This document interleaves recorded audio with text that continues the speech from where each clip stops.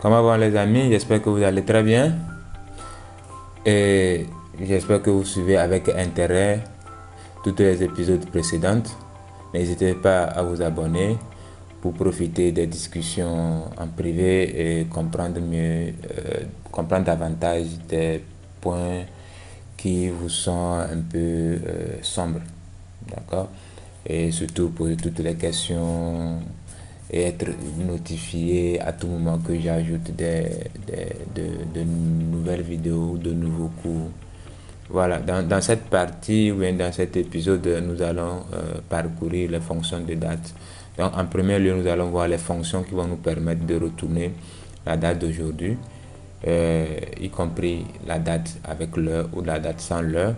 Et maintenant, en second lieu, on va essayer d'apprendre ou bien de parcourir certaines méthodes, fonctions plutôt, qui vont nous permettre de manipuler les dates, extraire une partie d'une date. Par exemple, je veux sortir le mois, le jour ou bien l'année de la date, etc. Et après aussi, on va apprendre à changer la langue de la date. Voilà. Donc voilà en grosso modo ce que nous allons voir dans cette partie. Donc commençons avec les fonctions qui permettent de retourner la date d'aujourd'hui. Donc si je prends cette requête select current date, current date, donc ça va nous retourner la date d'aujourd'hui en termes de mois, jour, et puis année, mois, jour. Voilà, année, mois, jour. Donc on est aujourd'hui le 2021, 6, c'est 15, ça dit 15 juin 2021. Voilà, donc il n'y a pas la partie de heure et minutes et secondes. D'accord. Maintenant, si nous voulons par exemple retourner, d'accord,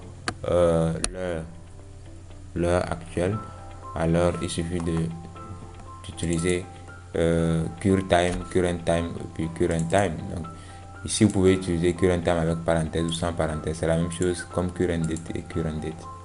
Voilà. Maintenant, si nous voulons retourner la date et l'heure, les deux combinés, par exemple, là, on va utiliser la fonction qu'on appelle now ou sysdate. Voilà, donc si j'exécute cette requête, vous allez voir que on a la partie date qui est composée de année, mois, jour et la partie temps qui est composée de heures, minutes, secondes. Voilà, donc si vous voulez avoir la date et puis l'heure ou bien le temps, là vous utilisez ces deux fonctions là, now et puis sysdate. Voilà, on va pas vraiment tout rentrer dans les détails. Ce sont les fonctions qui font pratiquement les mêmes choses, mais avec des différences, avec de petites différences. Donc, pour ceux qui aimeraient comprendre davantage, vous pouvez poser des questions et puis on va en discuter. Voilà, maintenant nous allons commencer par voir comment est-ce qu'on peut formater une date, par exemple. Donc, la première des choses qu'on va voir, c'est pouvoir sortir, par exemple, une partie d'une date. Donc, j'ai ajouté une colonne date de naissance sur notre table étudiant où je vais voir, par exemple, l'étudiant Afi Abalo est né le 25 novembre 1993 à 9h34 minutes 45 secondes. Voilà, donc nous avons la composante date à part et la composante heure, temps plutôt. Donc les deux sont combinés. Maintenant, si dans un traitement, nous voulons juste la partie année, mois, jour, qu'est-ce qu'il faut faire? Donc, nous allons utiliser la fonction qu'on appelle date, DATE tout court. Et on lui passe maintenant notre colonne date de naissance en paramètre. Là, en ce moment, bon, je vais ajouter la date ici. Comme ça, on va voir la date et puis ce que ça donne. Voilà. Donc ici, vous voyez la date. Maintenant, le nouveau format qu'on demande ou bien que nous voulons avoir. Donc, vous voyez, quand on applique date, ça enlève la partie temps et ça reste seulement année, mois, jour. Voilà. Donc, si prochainement vous en avez besoin, voilà comment ça s'utilise. Maintenant, si je veux par exemple sortir le jour, par exemple, je veux sortir le jour, donc quand on parle de jour, il y a plusieurs paramètres, il y a le jour actuel, il y a le jour de la semaine, il y a le jour dans l'année. Par exemple, aujourd'hui, nous sommes comment l'appelle-t-on? Nous sommes aujourd'hui le mardi. Voilà, nous sommes aujourd'hui le mardi. Donc, en termes de date ou bien le jour de semaine, nous sommes au deuxième jour de la semaine. Bon, tout dépend, hein. Il y a certains qui commencent par compter 0 le dimanche, 1 lundi et 2 mardi. Il y a d'autres qui commencent 1 lundi, 2 mardi. Ceux qui commencent par 0 dimanche, ils vont s'arrêter à lundi 6. Or, ceux qui commencent par 1 lundi, ils vont s'arrêter dimanche 7. Voilà, bon, il y a une petite différence. Voilà, donc si nous prenons la fonction, bon, la fonction date, on l'a déjà utilisée. Maintenant, la fonction d va nous retourner le jour du mois. Quand on dit jour du mois, ça dit que aujourd'hui nous sommes le 15 06 2021. Là, ça va nous retourner le 15. Voilà, donc ça va nous retourner 15, c'est-à-dire le jour du mois. Maintenant, le jour de la semaine, voilà, ça va retourner le nombre correspondant au jour de la semaine, compris entre 1 et 7. Voilà, maintenant le nom de le nom du jour, et puis le numéro, ou bien oui, le numéro correspondant au jour dans l'année. Je sais pas si vous comprenez. Donc un jour, bon, si on peut dire tout simplement que l'année compte 365 jours, 366 jours, je ne sais pas. Donc chaque jour a un nombre précis dans l'année. Voilà, donc si vous voulez connaître le jour de l'année, là vous utilisez la méthode day of year. Maintenant, si vous faites day of week, vous avez le jour de la semaine. Si vous faites day tout court, vous avez quoi? Le jour du mois. D'accord? Et vous faites day name, vous avez le nom du jour. Alors, on va exécuter la requête, on va voir. Bon, on a la date normale, le jour du mois, ici, comme Macron est né 25 novembre, octobre plutôt 1990, le jour, d'accord, c'était le 25, le jour du mois. Maintenant, le jour de la semaine, ça veut dire que le 25 tombe sur le 5e jour de la semaine. Et le nom du jour, Thursday, voilà. C'est en anglais pour le moment. Et maintenant, en termes d'année, c'est le 298e jour de l'année. Voilà. Donc, si vous avez besoin de manipuler les dates de cette façon, alors vous avez, voilà, les méthodes ou bien les fonctions qui sont disponibles. Maintenant, comme nous venons d'afficher ces informations qui sont en anglais, ça serait intéressant que ça soit plutôt en français. D'accord, pour que ça soit plus lisible. Alors si je veux savoir connaître par exemple le format dans lequel les dates sont, il suffit de faire select @lc time names. D'accord, vous faites select @lc time names et vous allez voir que c'est en anglais et anglais américain. Donc maintenant, si je veux changer ça pour que ça soit en français, il suffit de faire lc time names égale à fr.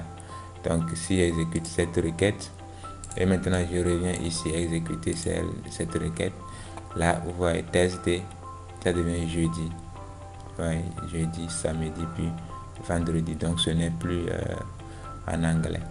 Donc pour le format de date, bon, je vais vous mettre un lien vers ce site qui va vous donner l'ensemble des paramètres à utiliser quand vous voulez changer une date spécifique. Donc pour les Arabes, donc il y en a plusieurs. Donc, en fonction de ce que vous voulez faire. République tchèque, le format de la date de République tchèque. Ça c'est la Grande-Bretagne, ça c'est l'Inde, donc ça c'est l'Espagne. Voilà, donc vous avez toute une liste ici, donc en fonction de ce que vous voulez faire, donc vous venez changer ici. Donc je vous mets le lien. Voilà, maintenant on va voir les informations sur le mois. Si je veux sortir le mois dans la date de naissance, ou je veux sortir le nom du mois, d'accord. Donc ici, si vous prenez la date, c'est le 25 octobre 1990, donc le mois c'est octobre. Voilà. Maintenant, quand vous mettez même tout court, là, ça vous donne le nombre, mais le numéro correspondant au mois. Donc, c'est le 10e mois. Voilà. Et même name vous donne le nom du mois. J'espère que vous comprenez. Et donc, s'il y a d'autres choses que vous ne comprenez pas, n'hésitez pas à poser des questions. Maintenant, nous avons aussi une fonction qui permet de formater la date à notre guise. Par exemple, si je veux que le mois vienne avant le jour vienne avant le mois, l'année commence et tout et tout. Donc, cette fonction, c'est date format. Donc, on va exécuter cette requête et puis on va voir ce que ça donne. Donc, ici, vous allez constater que c'est écrit par exemple, date de naissance, le jeudi 25 octobre 1990. Donc, comment ça fonctionne? Vous utilisez votre méthode, votre fonction date format, vous lui passez la date que vous voulez formater et maintenant le deuxième paramètre, maintenant, vous lui passez tous les paramètres nécessaires. Ici, c'est une chaîne de caractères statiques qui ne dit rien de concret, donc ça n'affiche que tout brut. Et après, tout ce qui est précédé de signe pourcentage a une signification bien précise. Qu'est-ce que cela veut dire? Par exemple, quand je prends le grand W, ça permet d'afficher le nom du jour. Ça permet d'afficher le nom du jour. Et le petit E précédé de pourcentage permet de retourner le numéro du jour dans le mois. Voilà, le numéro du jour dans le mois, donc c'est le 25. Et maintenant, grand thème précédé du signe pourcentage retourne le nom du mois. Et grand Y précédé du signe pourcentage, maintenant va vous retourner quoi? L'année en 4 chiffres. Donc, pour notre cas, 1990. Voilà. Donc, j'ai parcouru les documents. Bon, je suis tombé sur le cours de Open Classroom qui propose tout un format, toute la liste des spécificateurs plutôt de dates. Donc, ceux qui connaissent déjà le site de Open Classroom peuvent s'y rendre et puis bon, lire tout ça et comprendre. Il n'y a rien de compliqué. Donc, quand je prends petit d, d'accord, ça retourne quoi? Le jour du mois. D'accord, nombre à 2 chiffres, mais jour du mois, nombre à 1 ou 2 chiffres, de 0 à 31. Ouais, de 0 à 31. Donc la différence entre le premier et le deuxième, c'est-à-dire le D et le E, c'est que si on est au premier, ça va vous mettre 0, 1. Or celui-ci va vous mettre 1. Voilà. Donc grand D maintenant, jour du mois avec suffixe first, second en anglais. Voilà. Donc petit W, ça va vous mettre numéro du jour de la semaine, dimanche égal à 0. Voilà, samedi égal à 6. Voilà. Et maintenant, grand W, le nom du jour. Le nom du jour de la semaine en abrégé. Par exemple, mercredi va vous mettre mai. J'espère que vous comprenez. Donc, si je viens ici, par exemple, je vais mettre A. Comme c'est expliqué là-bas. Qu'est-ce que je fais? Voilà. Donc, vous voyez que ça met le jeu, le sam, le vent. Donc, vous savez que c'est pas de vendredi. Donc, c'est ça. Ça, on dit nom du jour de la semaine en abrégé. M, mois, nombre de 2 chiffres, de 0 à 12. C, mois, nombre de 1 ou 2 chiffres, de 0 à 12.